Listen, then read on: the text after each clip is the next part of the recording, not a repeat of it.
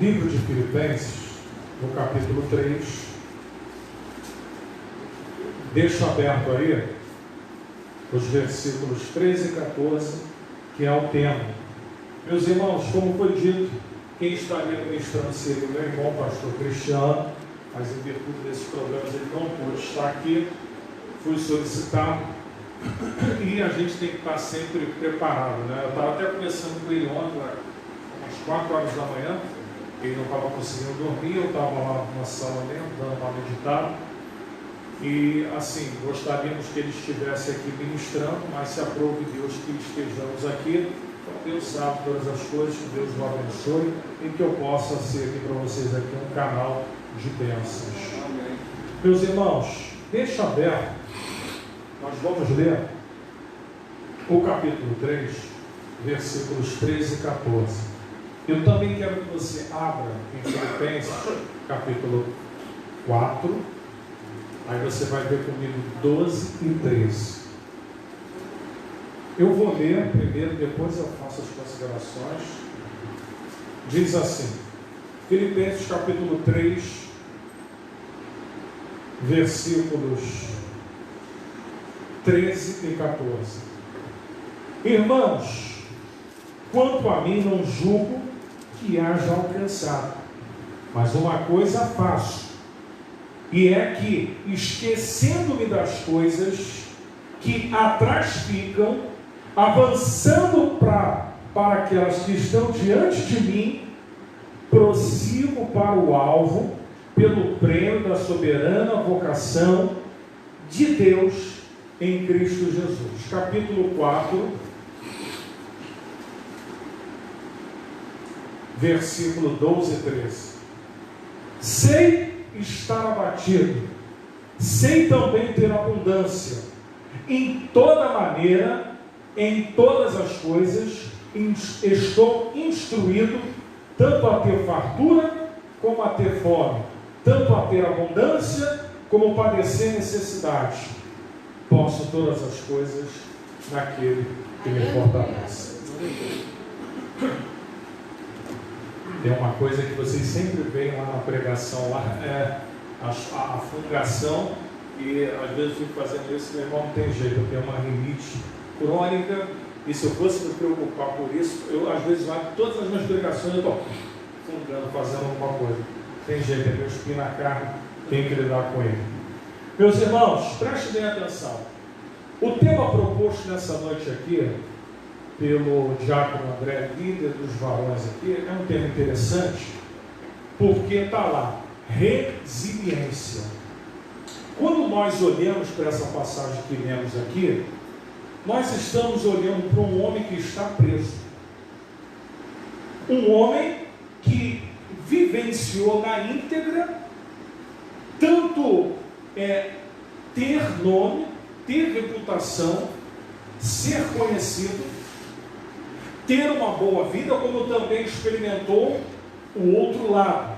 Por quê? Porque ele optou por isso.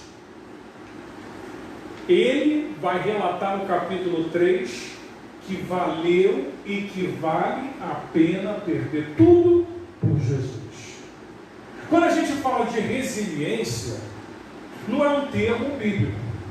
Resiliência é um termo que a palavra originária é uma palavra latina que ela está descrevendo alguma coisa, uma matéria que, por exemplo, você pega um elástico, poderia ter um elástico, podia puxar um elástico, uma coisa, um objeto mais elástico, você contorce, você muda. Então o que acontece? Resiliência é você pegar algo, você torcer, mover, pressioná-lo, e ele consegue manter a sua estrutura.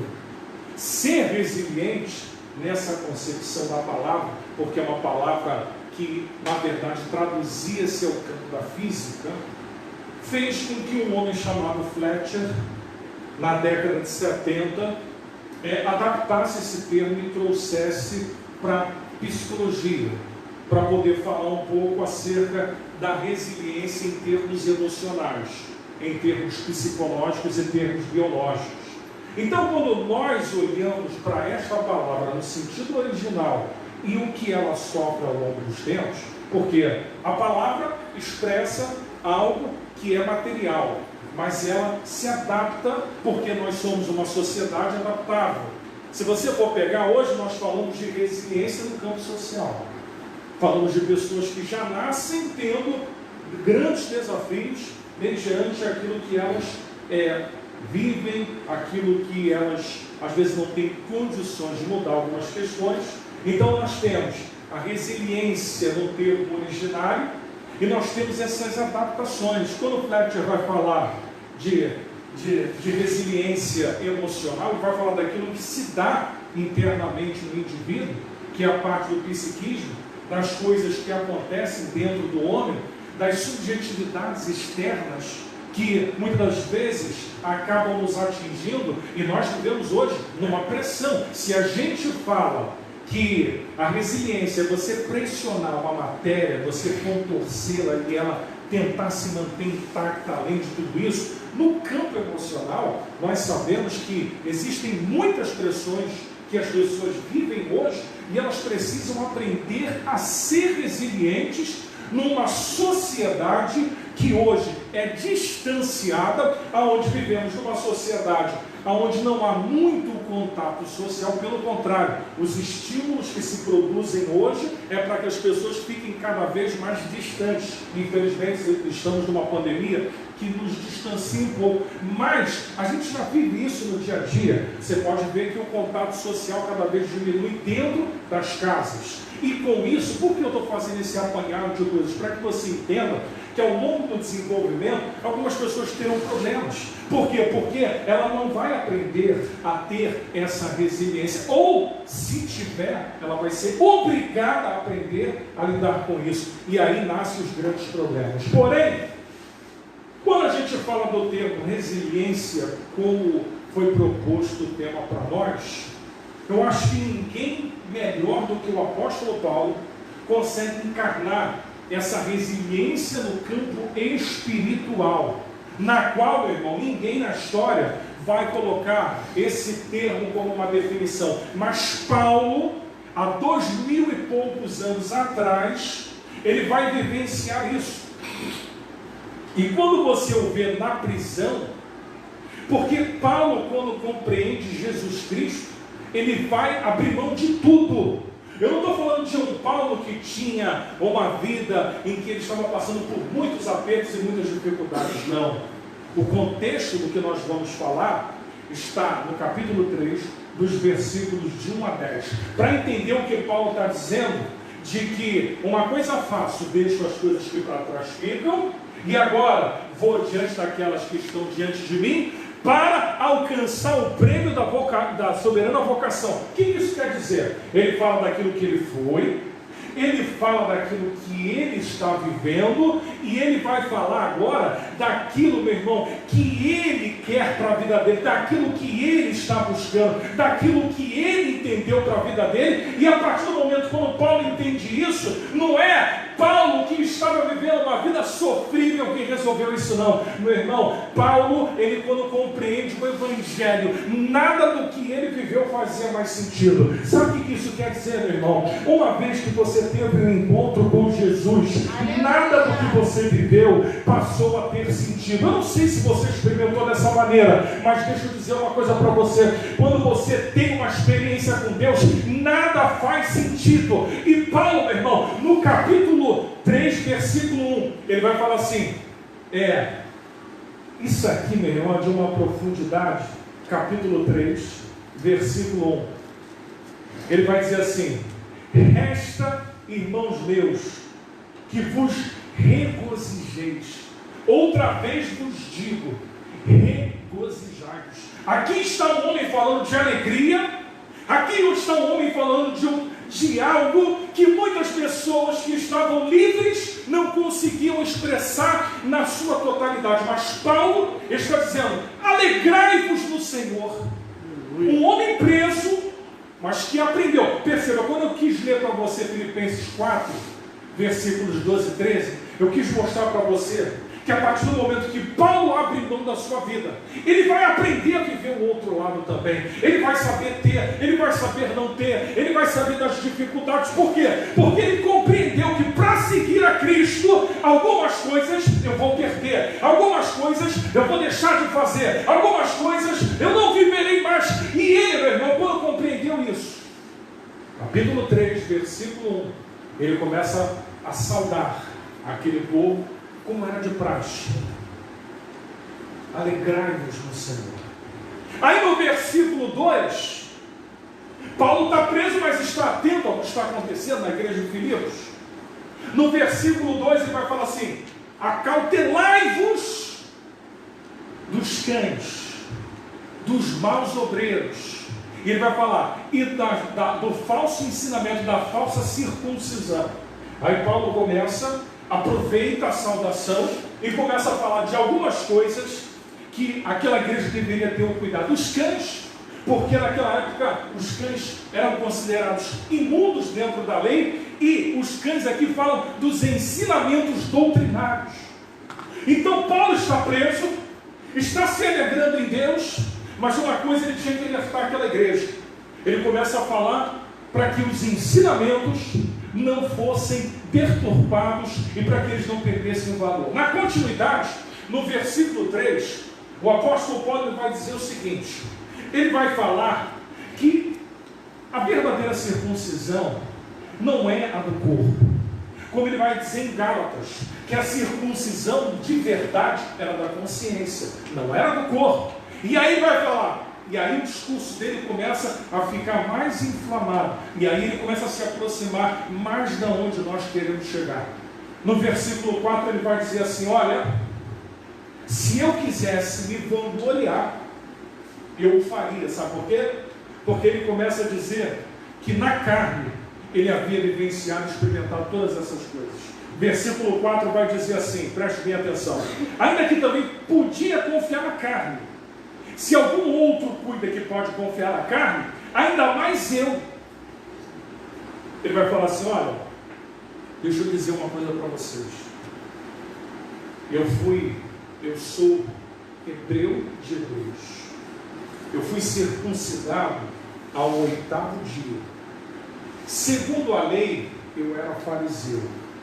Ele vai dizer assim: segundo o zelo, perseguidor da igreja. E segundo a justiça, irrepreensível. Sabe o que Paulo está dizendo?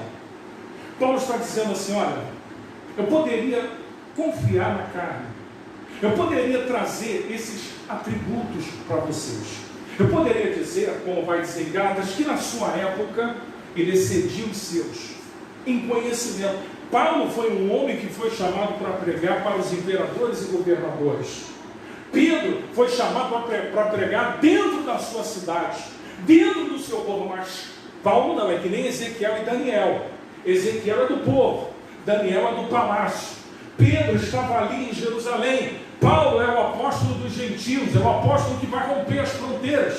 Por quê? Porque Deus sabia que Paulo tinha essa capacidade e essa habilidade. Porém, Paulo precisava primeiro renunciar tudo o que ele conhecia para que colocasse o evangelho em primeiro lugar. Meu irmão, entenda uma coisa: Deus só faz coisas grandes na vida de pessoas quando elas compreendem que primeiro elas precisam rejeitar tudo o que elas são, tudo o que elas aprenderam, tudo o que elas acham ser importantes. Primeiro isso morre para que depois, meu irmão, Deus possa fazer algo grande na sua vida. Aleluia! E o apóstolo Paulo, você vai ver que ele era fariseu. Por causa do zelo dele, muitos cristãos morreram. Por causa da maneira como ele se conduzia, ele excedia os seus na sua época. Mas aqui está a história de um homem que tem uma faca que corta para os dois lados e os dois gumes. Poderíamos falar das glórias do apóstolo Paulo ou de Saulo, e poderíamos falar também dos fracassos que esse homem vai ter. Por que eu estou dizendo isso para você, introduzindo para que você compreenda? O apóstolo Paulo, no discurso que ele está fazendo aos filipenses, ele começa primeiro a dizer: alegrai-vos no Senhor. Ele está dizendo assim: olha, se alegre. E ele vai provar da onde vem a alegria dele. Ele vai provar que a alegria não tem preço, e aonde ele está, para estar alegre, meu irmão, só compreendendo o que realmente Deus o chamou para fazer e para ser. Então, no decorrer do discurso, Paulo então vai falar um pouquinho mais, vai apertar mais o discurso. Ele vai dizer assim: olha, eu perdi tudo, reputei tudo que eu tinha, tudo que eu era. Ele tinha nome, ele era um grande líder, um homem com conhecimento vasto e profundo, um grande cosmopolita, um homem que conhecia tanto o judaísmo como a filosofia, porque ele foi formado em filosofia em Tarso. Um homem que tinha habilidades, que sabia usar bem a retórica, e você vai ver Paulo usando muito bem a retórica nos seus discursos. Quando ele está lá em Éfeso, e que aquela cidade estava totalmente perdida, e o apóstolo Paulo aproveita o altar que estava levantado ao Deus desconhecido para subir ali e para fazer daquele altar uma mensagem para o Deus que eles não conheciam, mas Paulo vai mostrar quem é o Deus que eles não conhecem, o nosso Deus. Aleluia. Então o apóstolo Paulo, ele pode falar com propriedade. Glória a Deus. E aí, meu irmão, eu quero que você preste bastante atenção no que eu vou dizer para você. Ele vai dizer, a partir do versículo 6, 7, mas o que para mim era ganho, reputei-o por perda em Cristo. Tudo que ele teve, toda a reputação, ele coloca assim para Deus: ó, isso não é nada. Sabe por quê? Quem entende de verdade o cristianismo sabe que nada é mais importante. Por isso Jesus disse: aquele que quiser amar mais a mim, aquele que quiser amar pai, filho, mãe, mulher, qualquer pessoa mais do que a mim é digno do reino. Aquele homem foi desertado, porque naquela época era muito comum isso, quando alguém rejeitava os princípios daquela colônia, daquela comunidade, e para seguir uma coisa que era heresia. O cristianismo no primeiro século foi considerado heresia. Muitos filhos de imperadores que se convertiam eram torturados e mortos, como a filha de Trajano, na história conhecida como Perpétua, se converte ao cristianismo. Ela estava grávida, o filho nasce no cárcere e o pai dá um checkmate e diz: se tu rejeitares a esse Cristo e o blasfemares, tu vai sair daí e vai criar o teu filho. Mas aquela mulher preferiu morrer dentro da cela, porque ela não o fez. Meus irmãos, como nós estamos falando de resiliência, nós precisamos entender que uns, às vezes sofrem, e não tem a ver com o reino, às vezes sofrem pelos seus atos, pelos pecados e por práticas que às vezes não agradam a Deus e confundem, e acham que estão vivendo momentos de provação e de que Deus às vezes está fazendo alguma coisa com ela. Não! O grande problema é que muitas pessoas não sabem nem o que estão vivendo. As pessoas não sabem o que Deus está fazendo nas suas vidas, ou que de repente nem seja Deus. Porque quando Deus prova, quando Deus está no controle da vida de alguém, você pode perceber que a Bíblia diz que o caminho dos justos o Senhor confirma. Então você sabe que Deus está trabalhando. Agora, quando a pessoa se enfia no problema, quando a pessoa se enfia na prova, como Jonas se enfiou no problema e fez o vento vir naquele barco, é diferente. Provação é uma coisa, castigo é outra, tentação proveniente do diabo e situações decorrentes do pecado fazem com que o homem se distancie de Deus. Mas o apóstolo Paulo está dizendo aqui: mas o que para mim era ganho, reputei-o como perda por Cristo. Eu estou lendo isso porque esse é o contexto que nós estamos falando. E o texto vai dizer: e na verdade tenho também, olha só, por perda todas essas coisas, pela excelência do conhecimento de Cristo. Paulo vai dizer assim: eu tenho por perda tudo que eu sei, tudo que eu conheço, tudo que eu aprendi, eu troco tudo pela excelência daquilo que ele havia experimentado. Você entendeu, meu irmão, que quem está falando isso é o preso do Senhor, é o que se alegra, é o que compreende o que Cristo realmente veio fazer na sua vida. Porque, meu irmão, em sã consciência, ele estava na vida dele lá. Ele estava perseguindo os cristãos, mas ele era um homem que tinha nome naquela sociedade, futuro e uma carreira brilhante como um doutor judeu, aprendeu aos pés de Gamaliel, era um homem que tinha tudo pronto. Mas de repente Jesus entra na vida daquele homem e bagunça tudo. E é assim que acontece na vida das pessoas. Às vezes, meu irmão, você não estava esperando, mas Jesus veio no teu caminho e as coisas começam a mudar. Mas, meu irmão, não deixe aquilo que você reputava, aquilo que você colocava como importante, meu irmão, coloca de novo nos pés da cruz. Meu irmão, começa a rejeitar aquelas coisas que no princípio da sua caminhada, você disse: Senhor, tudo que eu tenho de mais importante é o Senhor. Tudo que eu quero na minha vida é seguir o teu caminho. E agora você está fazendo outra coisa. Ele vai dizer assim: pela excelência do conhecimento de Jesus, meu Senhor, pelo que sofri a perda de todas essas coisas. Paulo está dizendo: olha, eu perdi, porque eu entendi. Quando ele fala que saber viver em todos os povos, ele aprende a ser resiliente. Resiliente pode parecer muito com perseverança, mas perseverança tem uma finalidade: ser resiliente, se manter em estado. A perseverança, Jesus disse na parábola, ensinando o dever de sempre orar e nunca desfalecer, com aquela viúva que todos os dias estava ali importunando o juiz, até que chegou uma hora que o fim da perseverança dela chegou. Por quê? Porque a perseverança te leva a um ponto e aquilo ali se conclui. Ser resiliente é você compreender que por amor a Cristo, foi você que entendeu e largou tudo aquilo. E você entendeu que seguir a Cristo existem às vezes alguns preços a pagar.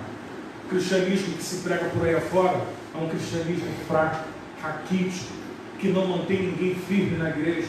Um cristianismo que não tem sustentação. Um cristianismo que no primeiro problema a pessoa sai da igreja. No primeiro problema a pessoa está fraca. Mas quando a pessoa passa a ser resiliente, e aí Paulo produz uma coisa que muda, uma metanoia para o seu tempo, que fala da espiritualidade. Se o termo resiliente, como eu disse para você, é um termo físico, Paulo traz ele para o campo espiritual.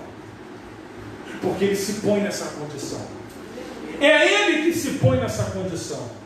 Ele tinha a vida dele lá, mas quando Cristo entra, meu irmão, nada mais é importante.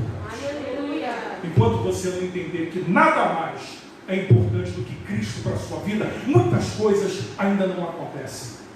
Quando você compreender que Cristo é importante, aí você vai ver que vai ter um tempo que quando Deus olhar para mim e para você falar: bem, ele compreendeu o que é mais importante. Porque Deus não pode fazer algo grande se você não entende ele como grande, como importante para a sua vida. Aí ele continua dizendo: sofri a perda de todas estas coisas e as considero como esterco, para que possa ganhar Cristo. Irmão, ele vai dizer assim: ó, eu perdi, eu abro mão de tudo, porque eu quero a Cristo. Versículo 10. Para conhecê-lo. Ele queria conhecer Jesus, e aqui, meu irmão, eu vou começar a pregar para você. Primeiro ponto, abra comigo, versículo 1. Regozijai-vos, meu irmão, no Senhor. Deixa eu dizer uma coisa para você. Aqui, a alegria é por perder. Você conhece a alegria que produz perda? Na Bíblia, a alegria produz perdas. Mas que perdas são essas? Você precisa entender quais são as perdas que o reino exige. Que às vezes a pessoa fala assim: não, mas eu vou para a igreja, vou perder o quê? Vou perder isso, vou perder aquilo. Meu irmão, você ainda não compreendeu quais são os tipos de perdas que a Bíblia diz para mim e para você, para que eu possa me aproximar de Cristo. Primeira coisa que eu aprendo é que a alegria da perda, aquele homem está dando um testemunho dizendo: vale a pena perder tudo por Jesus. Aleluia. Ele está preso, sofrendo, e ele está dizendo: alegrai-vos. Ele está dizendo para os que estão livres em Filipos: alegrai-vos. Pô, meu irmão, isso é muito profundo. Porque a alegria da perda só entende quem perdeu aquilo que considerava mais importante para quem é mais importante daquilo, para quem é mais importante do que tudo aquilo que a pessoa já teve. Eu não sei se você está me compreendendo. Existem coisas que precisam deixar de ser importantes na nossa vida. Existem perdas que precisam acontecer para que você experimente a verdadeira alegria. Paulo estava pensando no prêmio. Paulo estava olhando para frente. Paulo vai dizer uma coisa fácil: deixa as coisas que para trás ficam. Qual é o contexto que nós estamos lendo? O que ele foi, é o que ele viveu. As coisas que para trás ficam são as glórias e são os fracassos que ele também teve. Paulo sabia que para alcançar esse prêmio, que em 1 Coríntios capítulo 9, versículo 24 vai dizer que todos que correm, correm pelo prêmio. E Paulo está falando de uma maratona e de atletas que estão correndo para chegar ao fim dela e conquistar a sua coroa. Paulo está olhando para o prêmio.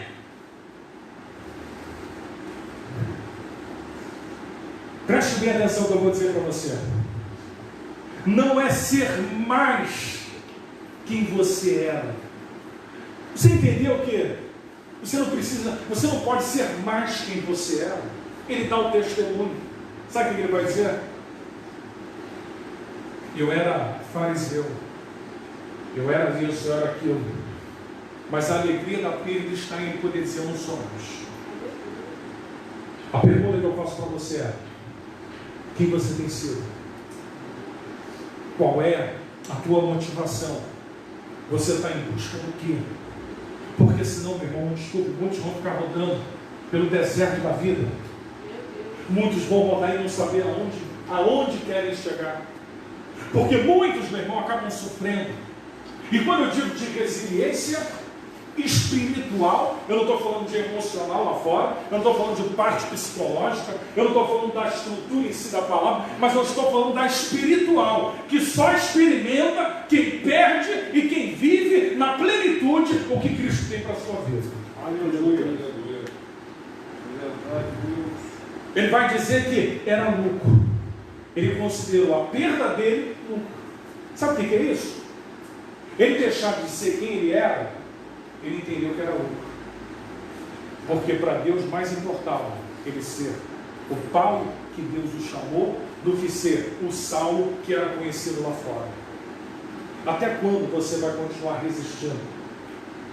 Quando Jesus aparece para Paulo no caminho de Damasco, ele vai dizer assim: até quando irás recalcitrar contra os meus aguilhões?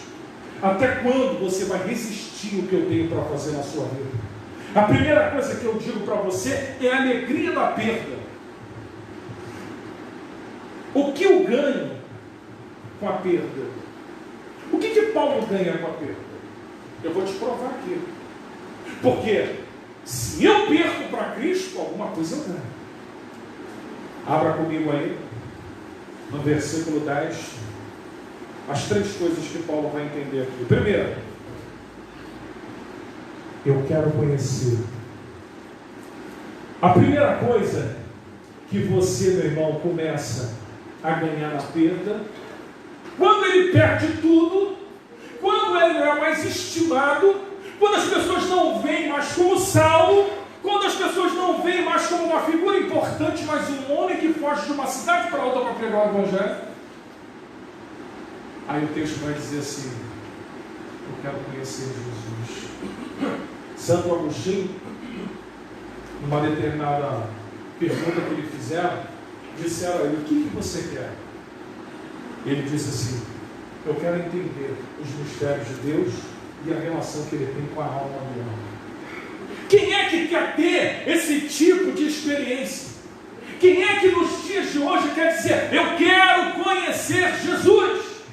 Só pode sentir isso quem perdeu a sua vida para as coisas lá de fora. Só pode querer conhecer e viver Cristo quem abriu mão das coisas do mundo. Porque quem tem ainda um resquício no seu coração de coisas do mundo não consegue ainda expressar com toda a sinceridade do seu coração: Senhor, eu quero te conhecer, eu quero ter experiências. O texto vai dar uma continuidade, que ele queria compreender a ressurreição, ele queria compreender uma série de coisas. Isso se dá, meu irmão, quando você abre mão das coisas e aquilo se descortina para você.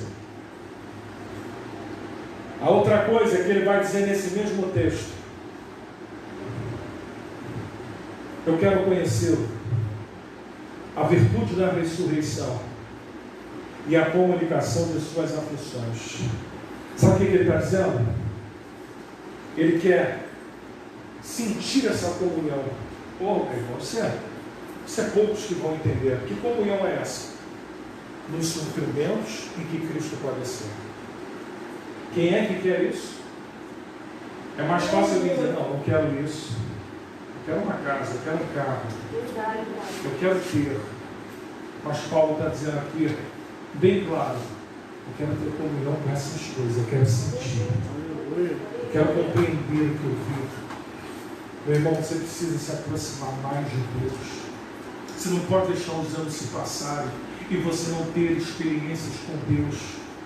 Meu irmão, quando a gente fala de resiliência espiritual, trazê-lo para o nosso campo, é compreender que eu vou perder, que eu vou deixar algumas coisas acontecerem, mas Ele está no controle. Aleluia! Tem gente aí, meu irmão, que é muito resiliente para aguentar algumas pancadas da vida, mas pouco resiliente para compreender os propósitos e os planos de Deus para a sua vida.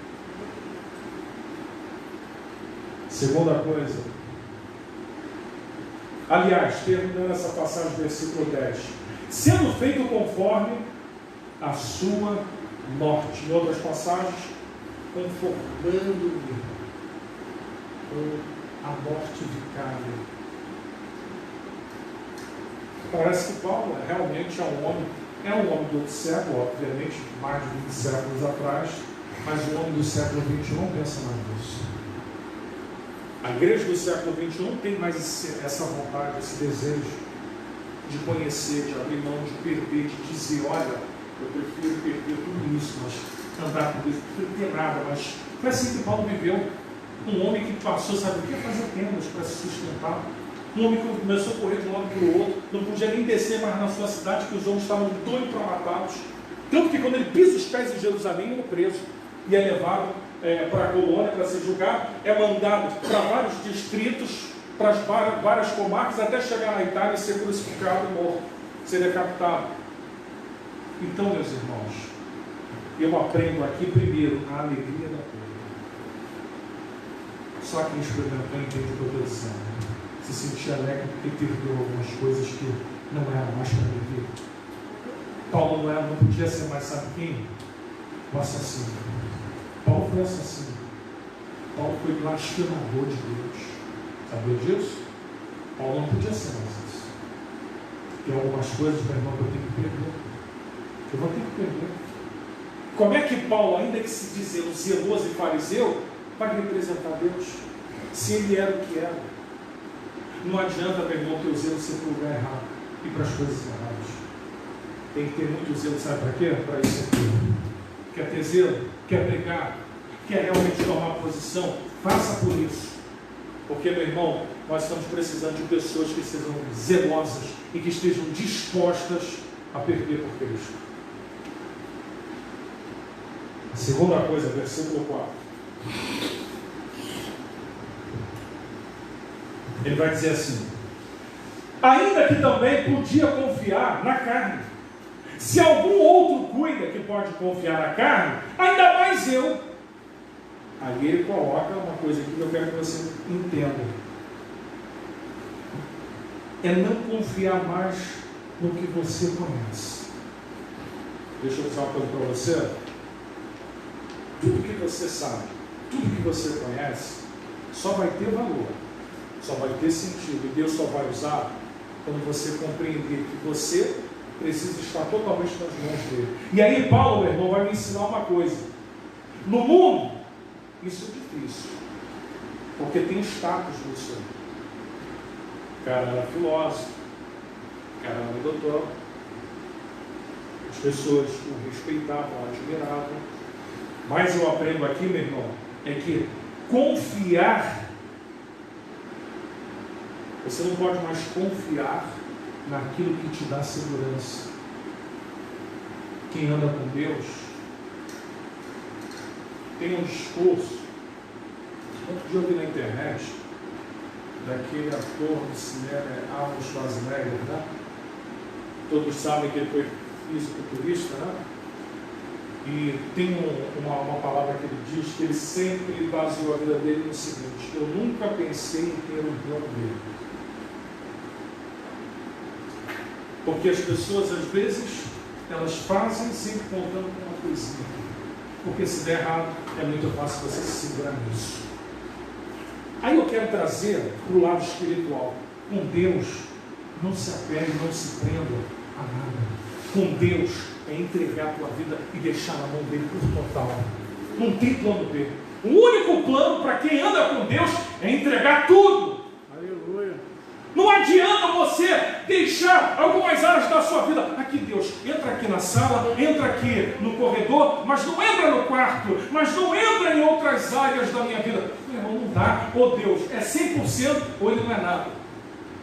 Ah, mas tem algumas áreas aqui que Deus sabe. Deus não sabe. Essa história de dizer que Deus sabe, meu irmão, Deus não compactua com essa história. Deus sabe. Não. Eu sei. Salmo 51, o salmista Davi vai dizer: meu pecado está continuamente diante de mim, diante dos meus olhos. Contra ti somente pequei e pequei contra os céus. Então não vem com essa história, meu irmão, que Deus sabe, porque Deus sabe de tudo. Ele não é conivente com o que fazemos. Então a segunda coisa que eu aprendo é não confiar mais naquilo que eu conheço. Resiliência espiritual é sofrer por uma causa e não por aquilo que eu vivo, segundo o que eu acredito, tenho decepções, sofro. Isso não é causa. Eu costumo dizer que tem muita gente passando problemas e tem muita gente em dificuldade que não tem nada a ver com o reino de Deus. Tem a ver com más escolhas, tem a ver com pessoas que se precipitaram, tem a ver, meu irmão, com pessoas que vivem fazendo as coisas sem consultarem a Deus, pessoas, meu irmão, que não têm direcionamento na vida. Porque quer a bênção de Deus, esteja submisso à palavra dele. Meu irmão, obedecer é melhor do que sacrificar. Obedecer é melhor do que oferecer ofertas, como o texto vai dizer, gorduras, vai queimar sem valor nenhum. É não confiar mais no que conhece. Perseverança, eu disse, é chegar num lugar. Resiliência é um estado permanente. Quando você pega a matéria que você torce, ela leva para um lado, leva para o outro, ainda assim, quem é resiliente, a matéria volta para o mesmo estado. Espiritualmente falando, se eu confio em Deus, meu irmão, pode soprar o vento, pode vir os problemas. Se ser resiliente é isso, é aguentar, meu irmão, você está no lugar certo, você está em Deus, porque a Bíblia diz que Deus não nos prova além das forças ou além daquilo que possamos suportar. Se isso está acontecendo, é porque essa prova não vem de Deus. Se você não está aguentando, dizendo: Senhor, eu estou aguentando, Senhor, a coisa está difícil, então, meu irmão, é hora de você parar e fazer um balanço e rever. Lembra-te de onde caístes e arrepende-te, diz Apocalipse 2,4, porque bem cedo virei e te arrancarei do teu castiçal. Isso quer dizer o quê? Sai da tua acomodação.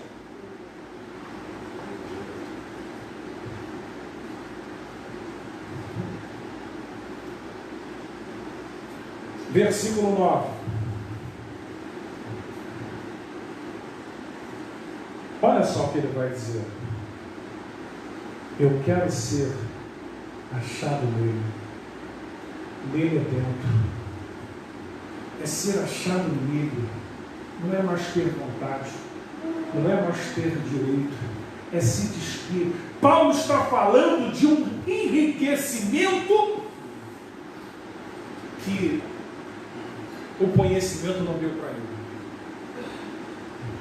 Olha que coisa interessante. Um homem sábio, culto, aprendendo de uma coisa que ele não aprendeu terrenamente. Olha o que o versículo 9 diz. Ele vai dizer assim: e seja achado nele. Você quer ser achado nele nessa noite? Você quer estar de fato nele? Você quer estar, meu irmão, experimentando as coisas que ele tem para você? Meu irmão, é hora de nós nos levantarmos. Sabe por quê, meu irmão? O enriquecimento que Paulo vai ter foi muito maior do que tudo que ele conheceu. Ele vai falar o conhecimento como excelência. É como se ele tivesse aprendido filosofia, judaísmo, conhecesse muito, mas ele encontrou algo maior. É como a parábola que Jesus conta no campo, em que o homem vai lá e compra o campo, porque ele achou um tesouro naquele campo e ele quis tudo o campo. O reino de Deus é assim. Quando você encontra, você quer tudo. Você não se contenta mais com pouco. Você não quer viver no raso. Você não quer viver as mesmas coisas. Você quer viver, meu irmão, aquilo que é diferente. Você vai lá e fala, eu quero tudo. Mas sabe por que a gente não está sentindo mais isso? Porque a gente está perdendo o contato. A gente está perdendo a sensibilidade. A gente não tem orado mais como deve. A gente não tem tido mais intimidade. A gente não tem buscado mais a Deus. É isso. Quando o André falou de resiliência, eu falei, meu Deus, eu não sei o que eu vou falar. Mas quando eu me aprofundei no texto em si, eu comecei a entender o que é ser resiliente no reino de Deus. É abrir mão de tudo que eu sou, do que eu tenho, do que eu era, para poder experimentar as riquezas de Deus.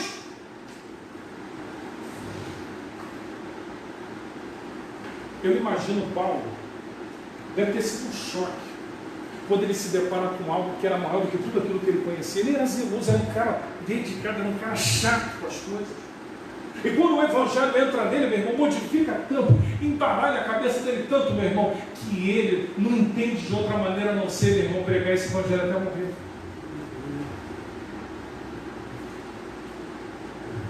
Deixa eu correr. Versículo 12. Diz assim: não que já tenha alcançado, ou que seja perfeito, mas prossigo para alcançar aquilo que fui também preso por Cristo. Preste bem atenção na quarta coisa que eu vou dizer para você. Ele vai dizer assim, não que haja alcançado, mas prossigo para alcançar. Sabe o que é isso? É ter a consciência de que ainda não alcançou. Ô, meu irmão, você me fala muito. Paulo está tendo a consciência de que ainda não alcançou. Isso me mostra, sabe o quê? De uma pessoa que não está conformada, de uma pessoa que não está acomodada. Ele está dizendo assim, eu não alcancei, está com fome, está com sede, mas eu não alcancei. É isso que te dá motivação para você continuar caminhando, é você não se acomodar ao longo da tua caminhada. Tem gente que já perdeu o desejo, a vontade, tem gente que já não tem mais aquele ímpeto, tem gente, meu irmão, que já não sente mais impulsos espirituais, tem gente que já não sente o gozo, a alegria, os frutos do Espírito está lá, gozo, alegria, paz, longanimidade, temperança, mansidão. Contra essas coisas não há lei, porque elas são do Espírito. Quarta coisa, não que haja alcançado, mas prossigo para alcançar. Quem está falando aqui é o apóstolo Paulo. Ainda não acabou, ainda não alcancei. É interessante que você pense nisso. Você não alcançou nada. Paulo vai dizer, na própria carta de Filipenses, no outro capítulo, ele vai dizer o seguinte: porque agora opera a vossa salvação. A tua salvação está acontecendo. A salvação aos olhos de Deus e na cruz, como méritos infinitos no tempo e no espaço, como morte salvífica para salvar todo mundo, já foi liberado. Mas isso não quer dizer que você já tenha que se acomodar achando que as coisas estão resolvidas. Não! Tem muita gente, meu irmão, que está perdendo a sua salvação, que a recebeu gratuitamente e que a rejeitou, e por ter rejeitado, meu irmão, a presença se afasta. 1 Tessalonicenses capítulo 5, a partir do versículo 17, você vai ver um versículo dizendo assim: não extigais o Espírito. Em outras palavras, não apagueis o Espírito em vós. Não que tenha alcançado. Tem gente que já perdeu a consciência. Tem gente que acha que está tudo bem. Tem gente, meu irmão, que anda como se nada estivesse acontecendo. E a salvação se esvaindo. E o brilho do Espírito Santo indo embora. E a falta de comunhão há muito tempo. Pô, meu irmão, eu estou falando de um homem que abriu mão de tudo. Eu estou falando de um homem que ele está em busca no seu tempo de algo que ele não estava acomodado. Os problemas de olhar para trás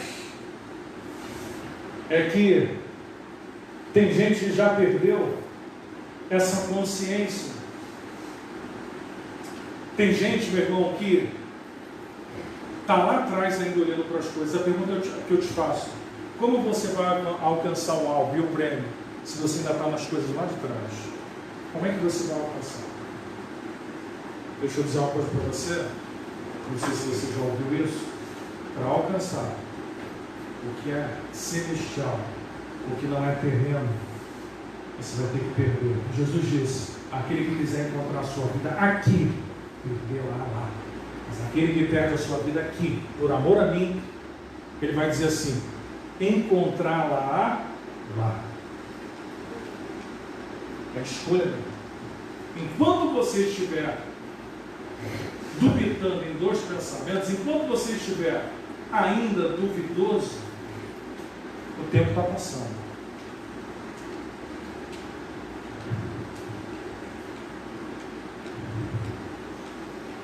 Sofrer por causa do pecado não é ser resiliente espiritual. Sofrer por causa do pecado são consequências de pessoas que estão vivendo fora da presença. Porque tem gente que fala: eu estou sofrendo tanto, eu estou passando tanto. Isso não é resiliência espiritual, não. Isso é desarmonia, desacordo com a vontade, com a palavra de Deus. Para eu encerrar, vou tentar parar nesse ponto aqui, tinha mais uma, vou parar aqui. Versículo 13. Irmãos, quanto a mim não julgo que haja alcançado, mas uma coisa faço, e é que esquecendo-me das coisas que para trás ficam. Você precisa fazer uma avaliação hoje. Paulo deixa tudo para trás. O que ele deixa? Culpas. Paulo foi assassino, blasfemador e também foi deserdado da sua família. Eu imagino que não é fácil escolher um caminho e ter que abrir mão de tanta coisa. Mas ele sabia que ele não podia ser mais do que ele era. O que Deus está dizendo para você nessa noite é que você não pode ser mais do que você é. Se você está em busca de um alvo, não perca. Porque esse alvo não é terreno, não tem a ver com o homem, não tem a ver com nada. Meu irmão, quem nos fala aqui simplesmente só é um receptor de algo que está aqui. Então, meu irmão, o que eu aprendo aqui? Primeiro, esquecendo-me das coisas que ficam lá atrás, deixa tudo lá. Deixa quem você foi. Deixa as tuas glórias lá atrás também. O lado bom e o lado ruim. Deixa tudo. Se é para deixar, deixa tudo. Porque Paulo vai deixar o lado bom e o lado ruim. O lado bom, fama, quem ele era, tal, deixa. Mas também tinha um lado ruim, de tudo que ele havia feito. Deixa tudo para trás. Não viva mais essas coisas. Não faz mais parte da tua vida. Jesus está dizendo isso para você hoje. Aleluia. Crente que vive remoendo o passado, que não tem visão do futuro. Meu irmão, é inadmissível isso tudo que eu vou dizer para você.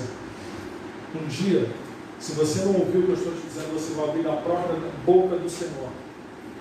Se você não compreender que seguir a Jesus é abrir mão das coisas, independe do outro, tá? Porque as pessoas vão falar assim: mas está difícil, eu não consigo.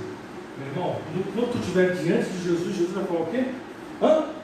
Você não me serviu porque fulano fazia isso, ou porque ciclano fazia aquilo. Do que se queixa o homem, diz lá na passagem. Capítulo 3, versículo 29. Queixe-se dos seus próprios pecados. Aí ele vai dizer assim: ainda quando clamo e grito, ele exclui a minha oração, óbvio.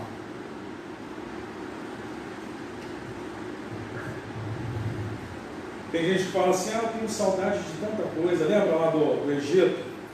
Eles diziam que os peixes, né, tudo que eles tinham lá era muito melhor. Né? Tem gente que fala assim, olha, eu ganhava bem. Vou usar um exemplo, eu ganhava 10 mil reais lá no meu trabalho, tinha um bom salário. Tem gente que está vivendo muito lá atrás. Eclesiastes 7:10 nunca diga que os dias passados foram melhores do que os dias de hoje, porque falaríamos como um louco. Se você não entendeu, meu irmão, deixa eu dizer uma coisa para você. Se o que você viveu lá atrás é melhor do que você viveu aqui, você não conheceu Jesus. Porque tudo que Paulo era, ele trocou.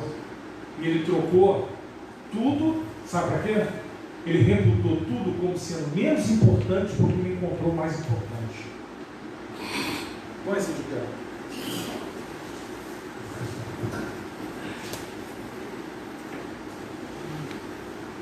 Esquecendo-me das coisas que para trás ficam, avançando para as que estão diante de mim, prossigo para o alvo, pelo prêmio da soberana vocação de Deus em Cristo Jesus.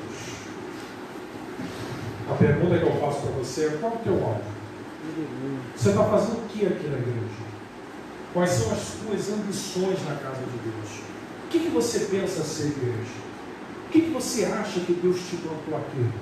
Qual é a finalidade, meu irmão, que te traz motivação ainda? Sabe por quê? Ou você entrega tudo, ou você rompe com as coisas lá de fora, ou a sua vida vai continuar sendo aquela mesmice, aquelas coisas que dia após dia se repetem e não mudam. Eu quero orar nessa noite, sabe por quê? Olha, eu não ia pregar. Fiquei ontem à noite na madrugada lá, orando lá, falando, Deus, dá uma direção aí do que eu tenho que falar. O pastor Cristiano já estava com o tema há muito tempo, ele ia ser que ia pregar. Mas, meu irmão, eu penso que se Deus achou que era para eu estar aqui hoje, meu irmão, quem sabe Deus mudou tudo para poder falar com alguém aqui nessa noite. Quem sabe Deus te trouxe aqui nesse dia de aniversário dos homens aqui, para poder balançar a tua vida e a tua estrutura.